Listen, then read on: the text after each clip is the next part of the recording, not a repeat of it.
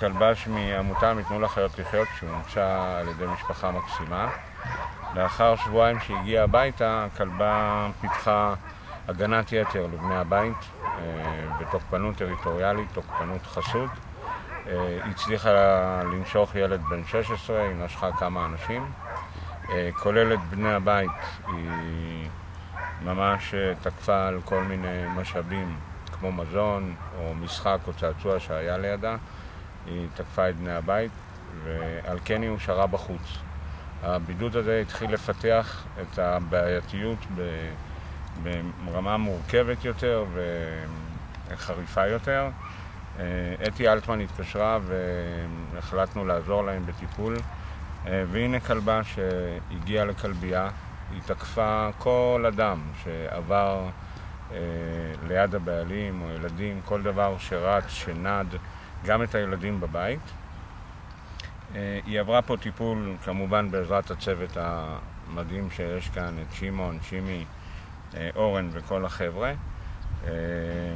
המון חשיפה, המון תקשורת, ובעיקר התוקפנות שלה נבעה מפחד. נתנו בה את הביטחון שהבעלים לא יכלו לתת לה, על שליטה על המצב. זה לא להעניש אותה על זה שהיא תוקפת, כי היא צודקת. החששנות שלה היא צריכה לשמור גם על עצמה, גם על הבעלים, גם על הטריטוריה. האחריות מאוד מאוד כבדה הוטלה עליה. ברגע שנטלנו ממנה את האחריות והראינו לה שאנחנו שולטים במצב ויצרנו שפה, תקשורת נכונה, שאפשר יהיה להעביר לה מסרים עם הבנה מלאה, הכלבה פשוט רגועה. היא אוהבת אנשים, היא עכשיו מקשקשת לאנשים, היא שמחה לאנשים, היא מבינה שאנשים זה לא דבר רע. הבעלים היו תמיד מושכים אותה ואל תתקרבי לאנשים כי את נושכת, מנעו ממנה להתמודד ולהכיר את האנשים שהיא פוחדת מהם ולהבין שלא יעונה לה כל רע. אז עבדנו המון עם טכניקות לשינוי בהתנהגות, עם התניות נגד, עם הנאה, המון הנאה וליטופים. כך שאין לה היום שום בעיה, כל נגיעה בה היא הייתה עם הבעלים גם תוקפת, נושכת. כעת היא ממש פשוט נהנית ואוהבת אנשים. אוי, טובה, איזה יופי, מטידה, טובה, רק טובה, איזה יופי, מטידה, רק קדימה, מטידה, טובה. מטידה, רק טובה, רק טובה.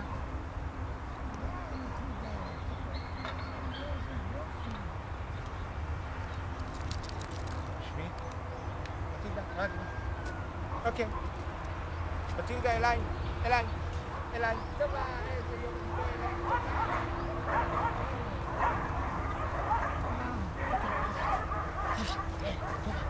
מטילדה, אליי, מטילדה אליי.